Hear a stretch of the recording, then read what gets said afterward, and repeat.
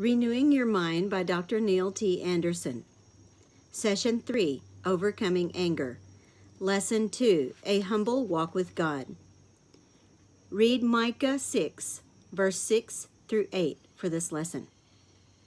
The key point: no God-given goal for your life can be blocked, uncertain, or impossible.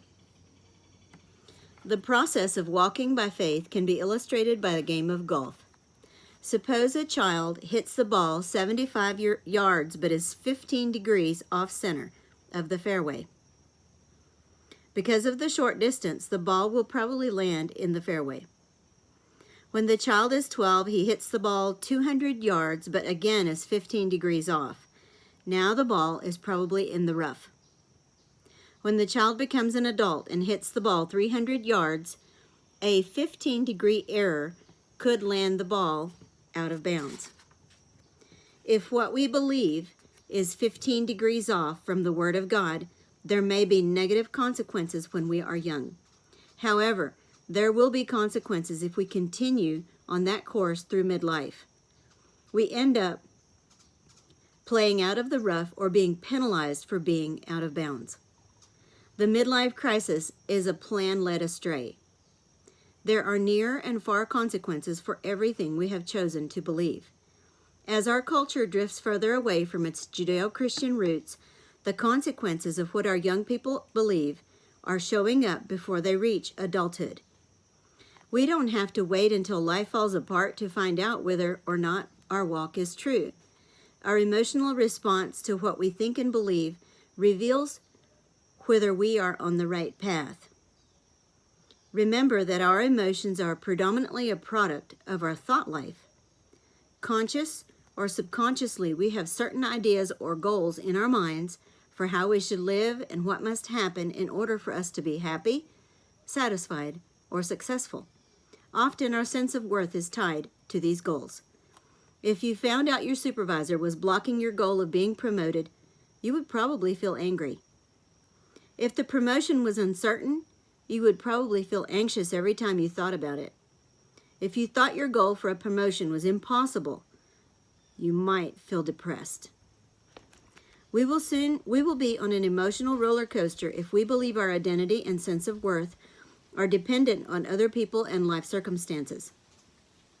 If a pastor believes his sense of worth is dependent on the response of his congregation, he may try to manipulate them into responding the way he wants.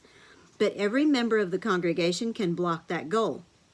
Likewise, if a mother believes her sense of self-worth depends on having a harmonious Christian family, every family member can block that goal. But nobody can keep that mother from being the person God created her to be. Paul said the goal of our instruction is love, 1 Timothy 1:5. And the fruit of the Spirit is love, joy, peace, patience, self-control. Galatians 5:22 and 23. Notice the fruit of the Spirit is self-control, not congregational control or child control. Also note the fruit of the Spirit is singular, fruit, not fruits. God's love manifests itself in joy, peace, and patience. If our goal in life is to become the person God created us to be, then the fruit of the Spirit becomes evident in our lives.